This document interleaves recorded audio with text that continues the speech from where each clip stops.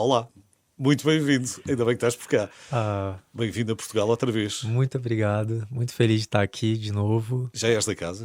Já, essa aqui eu amo demais. Imagina, a primeira vez que eu vim tocar em Portugal foi em 2013, então Já tem uns já tem anos. uns anos. E já cá vieste, já perdeste a conta ao número de vezes que vieste cá ou ainda sabes mais ou menos?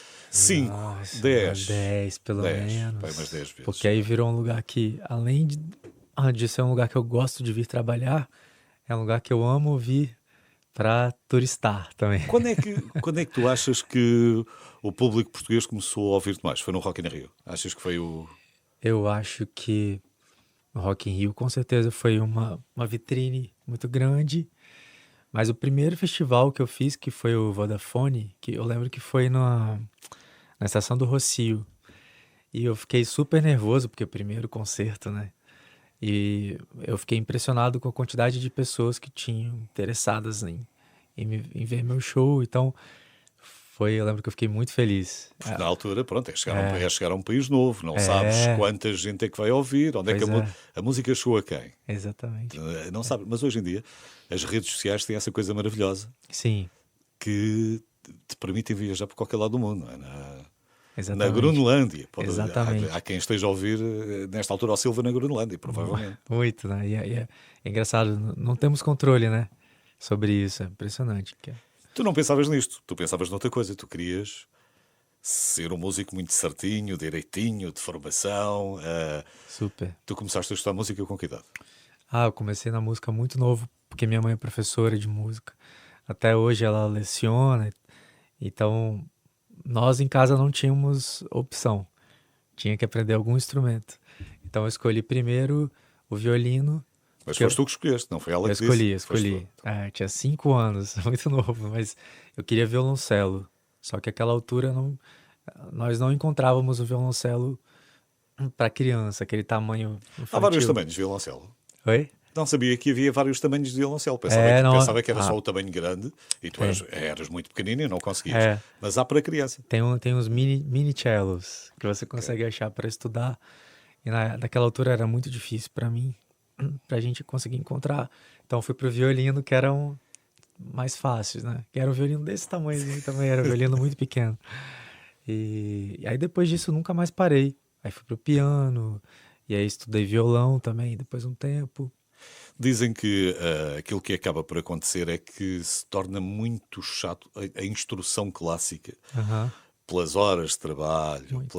as escalas, que se torna muito exigente e a certa altura depois há crianças que perdem, crianças e adolescentes que Aham, perdem a aham. vontade. Não te aconteceu. Não, aconteceu. Eu não sei como eu consegui me formar no violino, que eu fiz o bacharelado, mas foi com muita força de vontade, porque eu já tinha estudado violino por tantos anos que eu pensei assim, ó, acho que é melhor concluir, vai ser mais inteligente da minha parte. Mas eu nunca tive esse foco para estudar tantas horas um instrumento só. Eu sempre gostei de compor, sempre gostei do popular também, então eu achava que para mim seria um pouco frustrante ficar apenas na música erudita. Eu achava que, ainda mais no Brasil, que é um país que a música popular é tão expressiva, então foi por isso que eu resolvi migrar. Mas eu achava graça porque tu querias fazer uma carreira depois como músico de orquestra, quase, Uhum, músico clássico, aham. e querias vir para a Europa. Sim, Para onde? eu cheguei para Bruxelas, a princípio era meu plano. Eu lembro que eu cheguei em Bruxelas e tive uma aula com o professor do conservatório. E quando eu cheguei para fazer minha aula, tinha um aluno já se preparando para o concurso Rainha Elizabeth no violino. E eu tinha 20 anos naquela altura, o aluno dele tinha 15. Só que esse aluno de 15 tocava muitíssimo bem. Então, para mim, eu desisti ali quando E eu assim, vi o bem, se aluno. ele tem Falei, menos 4 ou 5 anos, exatamente, como é que ó, eu consigo recuperar? o nível tá muito alto. Até porque eu nunca fui esse cara de estudar tanto assim. Então ali eu comecei a perceber, acho que eu não vou ser, esse não vai ser meu caminho, é muito, poderia até conseguir, porque eu tive uma educação musical boa, então consegui ter um entendimento musical daquilo, mas técnico não. Não era bem a mesma Não coisa. era. Falavas francês? Ah, bem pouco. Pouco. É, mas estava empenhado até a entrar numa aula e, e melhorar. Mas, mas foi ao mesmo tempo que eu lancei, isso aconteceu simultaneamente com o meu momento de música popular. Então, aquela mesma altura eu estava. Depois de um ano, eu lancei meu EP na internet com as minhas próprias composições. Então, a coisa veio na hora certa, assim. Surgiu mesmo. Porque eu não sabia. Tu começaste por dar uma ajuda ao teu irmão, como produtor, Sim, e depois a coisa virou-se ao contrário. sim. Eu era muito. Como a música, quase. Minha vida foi quase monotemática nesse sentido, porque eu nunca fui bom nos esportes, nunca fui bom em outras coisas. Eu sempre fui focado na música. Então eu comecei com 14 anos, meus amigos que tinham banda já me procuravam, cara, faz um arranjo pra mim, cria alguma coisa pra essa composição. Então eu sempre gostei dessa parte Mas nunca quiseste ir para a banda? Nunca quiseste juntar-te a uma banda? já quis. Já me juntei a algumas coisas mais legais, outras um pouco, outras não tanto. Com menos liberdade do que fazer um Sim, trabalho a solo, não é? Trabalho a sim, solo tu é que decides e não há mais ninguém. total. Mas pronto, o teu irmão, começaste, os teus amigos também te procuravam para fazeres alguns arranjos e tu já Sim, fazias também algumas coisas para o teu irmão aham, e depois isso. deu a volta, foi o teu irmão que começou a fazer para ti? Exatamente. E depois que meu irmão, ele é um cara muito. ah, Teve muita literatura na vida dele, de um jeito muito intenso. Então ele é muito. O que eu tive com música, ele teve com literatura. E Ele é o Lucas. ele é o Lucas. É. Então hoje ele é um cara que eu não consigo trabalhar com outros compositores. Não, eu já trabalhei e gosto. É raro trabalhar com outros compositores, mas meu irmão conhece muito a minha cabeça, o que eu conhece a minha pessoa, o que eu penso, o que eu sinto. Então, acho mais profundo compor em parceria com meu Mais irmão. confortável. Muito mais. É. Vocês hoje já não moram no mesmo, todos juntos, não é? Ainda moramos Ainda juntos. moram todos juntos? Ainda moramos juntos. Porque há mais uma irmã, não é? A Lucília. Temos uma irmã. Minha irmã já não mora conosco, mas a gente mora junto. E ela não foi para a música? Ela chegou a estudar violino também, como todo mundo É, lá em na casa toda a gente família. tinha que estudar É, música. Pronto. ela teve que estudar piano também, mas não seguiu carreira. E então, depois há essa troca, o teu irmão hoje é um bocadinho, é o teu braço direito, mas não só artístico. É também, é agente, não é agente, Sim. é quase tudo. É quase tudo, lá está. É esse conforto que tens ali ao lado. E é uma coisa muito boa na carreira, porque acho que depois desses anos todos trabalhando com música e vendo meus amigos que também trabalham com música, ter uma sociedade na carreira, uma parceria, um empresário, né, uma figura muito importante na carreira. E eu já tenho histórias de amigos que tiveram problemas muito grandes em relação a isso, né, com pessoas na carreira assim que Nunca sabes. passaram a perna, uma coisa assim. Então eu fico muito feliz de ter essa sorte de ter um irmão que, por acaso, é muito amigo, não é só um irmão, é meu amigo, Claro. para dividir esse peso E a da carreira. probabilidade desce muito. De ser enganado Sim, pelo irmão, a sim, probabilidade já é muito menor. Às vezes sim. acontece, mas não é. Acontece, Sim, mas há uma probabilidade, sim, é muito mais confiança. Não é? super. Há alguém que cresceu connosco e que acreditamos. E troca muito depois também essas ideias também a nível de artístico. Porque aí também não é só uma pessoa de fora que não tem nada a ver com a música, é alguém que também entende a música. Exatamente. Acho que essa coisa, não só na carreira musical, em qualquer carreira, é muito importante a autocrítica, lógico, mas a gente se cercar de pessoas que são sinceras em relação ao que a gente produz também, né? Porque se tivermos só pessoas que falam, nossa, como é lindo, tá perfeito, é um grande risco, né? É. Acreditamos que está sempre tudo bem. Exatamente. Então eu tenho essa crítica dentro de casa que eu acho que é bom. Silva, tu nasceste onde e cresceste onde? Eu nasci em Vitória, Espírito Santo. E continuaste Continuo sempre por até lá hoje. até hoje. Porque é um lugar muito estratégico, é muito perto do Rio, é muito perto de São Paulo, muito perto de Salvador. Então eu Mas é gosto. mais tranquilo. Bem mais tranquilo, bem mais Quando tranquilo. falamos de segurança, às vezes fala-se muito a questão da insegurança no Brasil. É um lugar mais tranquilo para se viver. É uma cidade bem mais tranquila, não tem Pelo menos eu nunca senti essa coisa do nível de insegurança como eu sinto, às vezes, nas grandes cidades Cidades. brasileiras, né? Tipo Rio e São Paulo, principalmente. Mas aí é quando vais trabalhar, quando vais gravar, quando vais ao estúdio, ou tens estúdio em casa também? Eu tenho estúdio em casa, que eu acho que é uma grande... Acho que é o melhor investimento que alguém pode fazer, assim. Mas vou muito gravar também fora, quando são gravações mais complexas, mais importantes, eu diria assim, sabe? E aí vais àqueles estúdios maiores. Sim. O Silva é o meu convidado hoje aqui no Música.pt. Encantado. É o sexto disco e é o novo disco do Silva. Quero saber tudo sobre este disco já a seguir. O Silva é o meu convidado hoje aqui no Música.pt. Diz que não jogou à bola, não foi para futebolista, nem basquetebolista, nem vôlei, nada. Nada. Nadar. Eu não sou... Não, nadava Ok, bem. pronto. Até nadava bem. Também já joguei... Não era tão ruim assim, não, porque eu acho que tem uma coordenação motora, pelo menos. Certo. E em palco, como é que é? Porque em palco também tens de ter essa coordenação motora. Super. Porque é preciso acompanhar o ritmo, não estás ali.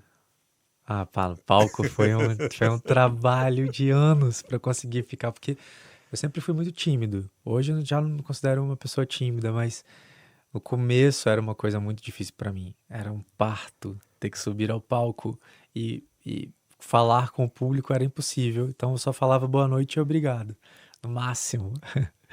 Então eu acho que depois com o tempo fui ficando mais à vontade no palco. Hoje eu me sinto super à vontade. Já paras no meio das músicas, já explicas aqui uma Sim, música, já uma coisa fala uma que- coisa, interage, você consegue ter mais conexão com o público, né? Com o tempo. Apesar de sentir o frio na barriga até hoje, eu acho. Vai E ser é bom, sempre. Sim, é bom, vai é ser bom sempre. que tenha, né? Sim. Até porque as salas não são iguais, os estádios não são iguais, as Verdade. arenas não são iguais, Verdade. o público também muda muito. Em Exatamente, Portugal é uma coisa, no Brasil é outra, Exatamente. no México será outra. exatamente. E o estado emocional também, porque acho que depois de um tempo com mais experiência, você vai aprendendo a manter aquele estado, a captar aquela coisa para entrar no palco pronto. Só que eu demorei muito tempo para entender a dinâmica disso, entendeu?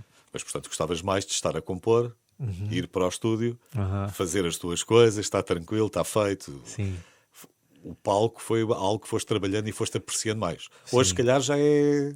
Já se calhar gostas das duas coisas. Ou não? Gosto. Acho que fazer show é a parte mais divertida do trabalho hoje, né? Eu tenho um amigo que fala que é músico, que ele fala que o trabalho do músico é estudar, se preparar, ensaiar. E a hora do show não é um trabalho, é uma celebração daquilo que você fez antes, né? Estás a Do seu estás a preparo. mostrar ao teu público É, o teu filho mais novo. exatamente. Então eu gosto muito de ensaiar por isso, para você chegar no palco dominando o que você tem que fazer, Certo. né? Puxar o público também para ti. Há público que às vezes já está mais receptivo e estava-te a dizer que é verdade, o público muda de sítio para sítio. Já tiveste surpresas boas e outras assim, imagina. Eu, se calhar, Já. a surpresa menos boa não vou perguntar, vá, mas a surpresa boa, onde é que tiveste assim uma surpresa boa no palco? Eu acho que Portugal mesmo, eu tenho experiências muito boas nesse país. Isso é só por estás cá. Se estivesse no Brasil dizias, não, aqui na Bahia é que foi. A Bahia. Não, mas aqui eu tive experiências. Eu lembro que quando eu lancei meu álbum brasileiro, que é o meu quarto álbum de estúdio, eu tive. Eu vim tocar aqui no Norte. Qual era o nome do festival mesmo? Agora eu não me recordo. Acho que era Parede de Coura. Sim. E eu lembro que o álbum tinha acabado de sair. E eu lembro de ver o público cantando todas as músicas novas. E aquilo me deixou muito impressionado. Eu falei, devem ser todos brasileiros que já Não estava à conhecem. espera. O E álbum quando- tem pouco tempo, não estava à Pois espera que é. soubessem já, né? E aí tive experiências muito boas aqui com o público. Portugal. Tanto que eu gravei, tenho até um álbum que se chama Ao Vivo em Lisboa. É isso que Por isso. nós estávamos para falar sobre isso há bocadinho e ver se não me esqueço. Aham, Falamos já. aham. Os álbuns ao vivo foram uma coisa. Eu já tenho mais uns anos que tu, e durante os anos 80 havia mais edições de álbum ao vivo. E eram álbuns que eram procurados, porque há sempre aquela coisa diferente do álbum de estúdio, não é? Ninguém canta exatamente igual àquilo que está. E se bem que às vezes também havia quem não gostasse nada quando se fugia muito do arranjo, ou não gostava nada daquilo. Perdeu-se. Perdeu-se, mas tu tens muito. No Brasil ainda se grava muitos álbuns ao vivo ou é uma coisa tua? Pois é, o Brasil tem essa cultura de álbum ao vivo até hoje. Acho que tem alguns artistas que só lançam ao vivo, que é uma coisa curiosa também, né? Porque eu acho o estúdio muito precioso também. Eu amo álbum de estúdio porque, em termos de som, você consegue esculpir melhor o som, né? Fica uma coisa mais, uma joia, assim. Ao mesmo tempo que eu acho que o ao vivo, ele traz essa energia, traz o acaso. Tem coisas que só acontecem no ao vivo, que no Certo. estúdio nunca vai acontecer, né? Porque é tudo mais premeditado. Então eu acho que o ao vivo traz esse calor do público também, Mais né? orgânico. Mais orgânico, exatamente. Porque tu no estúdio tentas fazer a obra o mais possível perfeita para aquilo que és. Pronto, é aquilo. E está ali. Exatamente. E pode ser sempre apreciada. Aham. Ao vivo, depois surgem outras coisas. E tem essa coisa de não poder consertar, né? Porque o ao vivo, quando eu faço ao vivo, eu gosto de fazer realmente ao vivo. De não ter muito conserto de pós-produção, coisas assim. Então, eu gosto, até que se ficar alguma coisa errada, uma voz que veio meio fora, mas ali acontece, é um show. Até porque ao vivo a inteligência artificial vai ser mais difícil de copiar o ao vivo. Verdade. Começa a ser um assunto muito falado na comunidade artística, esta questão da inteligência artificial. Não? Muito, né? É uma coisa que amedronta, acho que todos os envolvidos da música hoje, né? Mas eu acredito muito na criatividade. Eu acho que a criatividade humana, o sentimento, e acho que isso são coisas que vão ser difíceis de emular, né? Espero. Já ouviste a máquina a cantar como tu? A imitar a tua voz ou não? Já ouvi. É um pouco assustador, né? Ainda só estamos no princípio. Não? É. Daqui a 5 anos. O que eu percebo é que a máquina, quando imita a voz, que eu já vi de outros cantores, é que ela, por exemplo, já ouvi a Gal cantando uma música, sei lá, da Whitney Houston. E aí, os melismas, a Gal, quando você vai ouvir a Gal na inteligência artificial, ela copia os melismas da Whitney. Então não chega a ser uma música da Whitney cantada pela Gal com a característica vocal interpretativa da Gal ainda. Mas a máquina ainda está a aprender, não é? Exatamente. Essa é que é a questão. Exatamente. Portanto, daqui a 4 ou 5 anos, Exatamente. temos aí o Silva a cantar Frank Sinatra. Tu não vais muito, prezas muito o português. Tu gostas de cantar em português. Neste álbum novo, arriscas espanhol, não arriscas? Arrisco espanhol, arrisco inglês também, Okay. Primeira vez. Eu adoro cantar em português, eu acho que eu gosto da escola de canto do português. Acho que é uma língua muito bonita de se ouvir. Mas ao mesmo tempo, nesse último álbum, eu fiquei, por que não tentar algo em espanhol? Cheguei a praticar bastante para gravar em espanhol, porque era com Jorge Drexler. E ele mesmo me ajudou com algumas coisas. Não pronuncia assim, não. Isso está muito europeu. Vamos pronunciar um pouco de um jeito um pouco mais sul-americano, vai ficar mais autêntico. Então ele me ajudou nessa parte pro sotaque, né? E o inglês, meu inglês, eu acho que é um inglês ok. Acho que eu me comunico bem, não é uma grande pronúncia. Aí não era tanto o problema Às vezes a proximidade das línguas acaba por ser mais complicado. Quer dizer, o espanhol está mais próximo do português. Não é? É mais fácil confundir, né? Sim. Mas também acertar às vezes e o sotaque, e nós gostarmos que o sotaque seja aquele que não sou. Não sou bem, senão vai ficar bem assim. Repete. Não sei se tiveste repetido muitas vezes. Muitas vezes. Muitíssimas. Chama-se Encantados, o novo disco do Silva. É o 6º disco já de estúdio do Silva. Vale muito a pena ouvir. O Silva é o meu convidado hoje aqui no música.pt. Ele que já teve 2 indicações para o Grêmio Latino. Pimba, é assim. Não é para toda a gente. Quando é que foi? A primeira foi Melhor Canção de Língua Portuguesa, Noturna. E a segunda foi com... Foi nessa altura do Marisa. Da Marisa, exatamente. Que foi o álbum, acho que o melhor álbum de música brasileira, não lembro agora qual era a categoria, mas eu lembro que foi muito marcante para mim, muito importante. E ainda mais com esse projeto Marisa, que eu lembro que eu fui na época. É um marco, não é? É, Fica ali foi um sempre. projeto muito marcante. Agora temos o Encantado. O Encantado, que ainda por cima tem uma coisa extraordinária. Quem nos acompanha só pela rádio não consegue ver. Quem depois pode espreitar no YouTube e assistir ao podcast, descobre um livro que é um álbum de fotografias. Verdadeiramente. Verdadeiramente. Ele tem um pouco de... começa o livro com uma entrevistona bem grande, assim, que eu falo sobre tudo de um jeito muito... Precisava ter visto primeiro, para me inspirar mais. De um jeito muito... sem edição mesmo, sabe? Foi uma entrevista corrida, assim. E aí dentro tem algumas artes de alguns amigos que mandaram, fotografias de amigos fotógrafos, que eu mandava o álbum para eles ouvirem, para eles interpretarem a música do jeito que eles quisessem, né? Com fotos. E foi um registro que eu quis fazer porque hoje, com tudo tão digital, eu acho que as coisas ficam um pouco mais efêmeras, né? E eu acho que trazer essa coisa do livro é legal porque quem gosta do álbum, quem gosta do meu trabalho, pode ter aquela lembrança ali. E livro é uma coisa que dura muitos anos. E né? já tem muito a ver com o título também do álbum. Nós temos aqui, não é o Van Gogh, mas mas anda lá perto. Isso é a capa de um amigo artista maravilhoso, Elian Almeida, que é um artista plástico que eu gosto muito do que ele faz. E Eu ouvi dizer que o título deste álbum surgiu mesmo antes de teres as músicas, já tinhas o título na cabeça. sim, o título desse álbum veio enquanto eu estava na Sapucaí, no Rio de Janeiro. Para quem não sabe, Sapucaí é onde as escolas de samba se apresentam. E como eu não sou do Rio, eu não vi tantos desfiles de escola de samba na minha vida.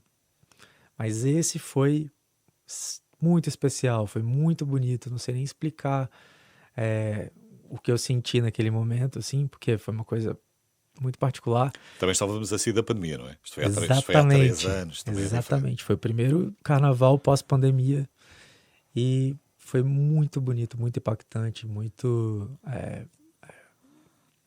mudou muito minha percepção, assim, em relação ao próprio samba enredo, tudo, porque aquilo me impactou demais.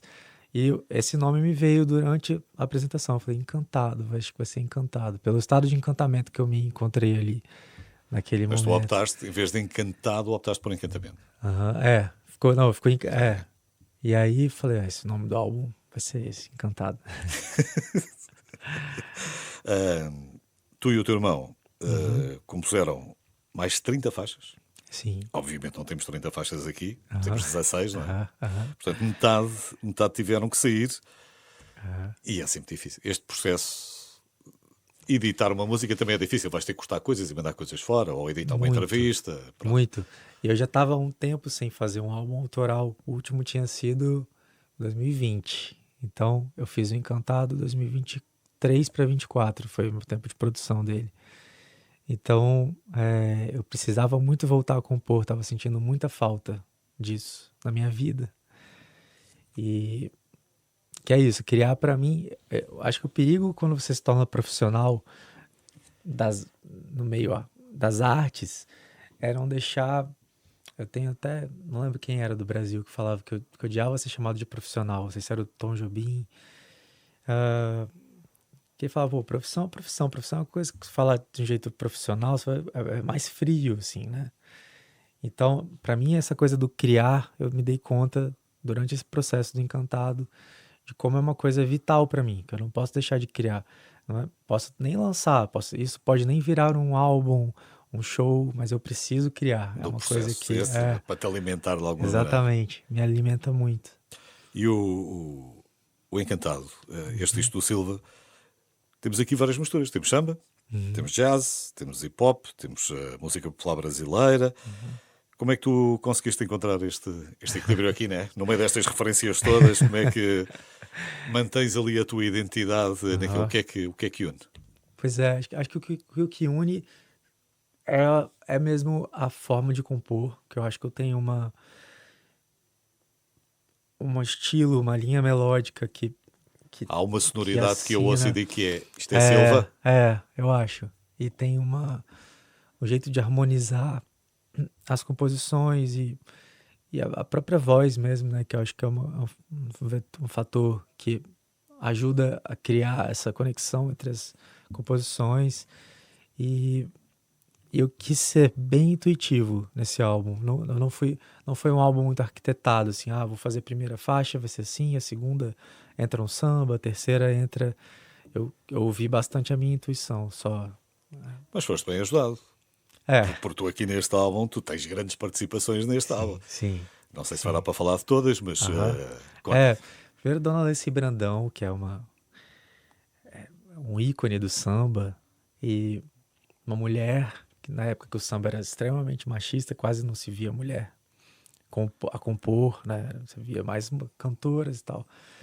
Então ela é uma grande sambista, grande compositora, que tive a honra de tê-la nesse álbum, assim. E Marcos Valle, que é conhecidíssimo, né? Mundialmente, assim. Ah, Arthur Verocai, que eu amo. E a Carminho, que foi nosso primeiro Já tinhas ouvido, trabalho juntos. tinhas ouvido a Carminho cá quando vieste? Foi das referências que Já, tiveste? já. Ou foi uma das referências que tiveste? Não sei. Da, Tu, por exemplo, quando estás cá em Portugal, tens tempo para ir assistir a algum concerto? Tentas fazer por isso? sim, eu sempre tento assistir algo que acho importante, né? Pra cabeça, você Certo. ver pessoas que você Deixa-me lá, admira. deixa-me lá descobrir o que é que eles fazem em Portugal que não seja só fado. Mas também pode ser fado. Sim, exatamente. Olha, esse último show da Carminho que eu vi, que eu acho que, se eu não estiver errado, é a turnê que ela ainda tá na estrada ainda, me impactou muito, porque eu achei o show extremamente profundo e tocante. E eu até falei, nós nos encontramos depois desse show, e eu falei, nossa, isso me inspirou muito, me deu vontade de voltar. Foi antes de fazer esse álbum. Então me deu muito gás depois de ver Carminho pra voltar pro meu autoral, pra trabalhar músicas novas. E eu fiquei muito feliz quando ela topou participar do álbum. Ligaste, mandaste uma mensagem, disse: Olha, Sim, está aqui a música, ouve, vê lá o que é nós que achas. falávamos pro video call, assim, aí a gente programava coisas, vamos fazer isso, vamos fazer aquilo. E Já tinhas o instrumental feito quando mandaste para ela? já tinha. Eu fiz uma base bem boa, assim, pra conquistar a minha amiga. E foi muito legal, ela foi muito solícita, fez uma gravação lindíssima. E eu acho a Carminho muito impressionante, como das minhas amigas cantoras, que eu tenho algumas cantoras amigas maravilhosas, mas eu acho ela uma das mais impressionantes. E é também das coisas mais extraordinárias, não é? Esta capacidade que tem o Silva, ou que tem outros artistas, de poderem extrair o melhor de si e dos outros quando trabalham em conjunto. Trabalhando em conjunto, de facto, artisticamente crescem todos mais. Sim, muito. E acho que a música brasileira, historicamente, a gente tem essa, esse costume de sermos mais colaborativos, né? O Brasil tem muito isso. Mas se a música toca no Brasil, depois é uma dificuldade em perceber a Carminho. Oi, perdão? É isso. Ah, É exatamente isso que acontece. Quando a música toca no Brasil, depois a Carminho começa a cantar e o pessoal diz: Ué, o que é que pois ela está é, dizendo? pois é, mas foi uma surpresa maravilhosa, porque é, do Encantado, desse álbum, eu acho que essa é uma das faixas que as pessoas mais gostam e me escreveram coisas bonitas, sabe, sobre essa música. Justamente pela surpresa, pelo registro, porque nessa música eu canto bem grave e a Carminho entra cantando com aquela voz maravilhosa dela, potente lá em cima. Então é um contraste muito. Eu tô aqui super recolhido e ela pra fora, grandiosa, assim. Então eu adoro esses contrastes. E tu, tu em entrevistas costumas dizer muito, para terminar, porque o nosso tempo também está a Aham. terminar, tu fazes muitas músicas a partir daquilo que tu sentes, não é? Uhum. E é sempre um bocadinho daquele momento da tua vida atual, fica sempre ali o retrato Uhum. daquilo que sentes, daquilo que o Silva sentiu em 2023 ou 25, que será forçosamente diferente dos discos de 17, 18, 14, 13. Uhum. muito. Eu acho que essa fotografia que um álbum faz da gente, daquele momento que você viveu, eu acho a parte mais interessante de ser músico, né? De ser artista, de compositor. É como olhar uma foto no celular antiga, né? Aí você vê uma foto de 2016 e fala, nossa, olha como eu tava, olha o que eu tava. Há umas fotos aqui do livro, tem aqui muitas boas para descobrir. Exatamente. Então acho que essa coisa do álbum é muito legal por isso, que marca um momento da sua vida, da sua trajetória musical, o jeito de cantar daquele momento, o jeito de tocar daquele momento. Eu estou aqui a tentar mostrar para a câmara enquanto nós tentamos falar. Silva, gostei muito de tivesses vindo cá. Toda a sorte para este encantamento agora para este encantado, desculpa. Muito obrigado. Em Portugal, e não só em Portugal, obviamente por esse mundo fora. Obrigado. E espero que possamos encontrar-nos mais vezes, se calhar já no próximo álbum. Por favor. Já estou a trabalhar. Obrigado, Tejo. Obrigado.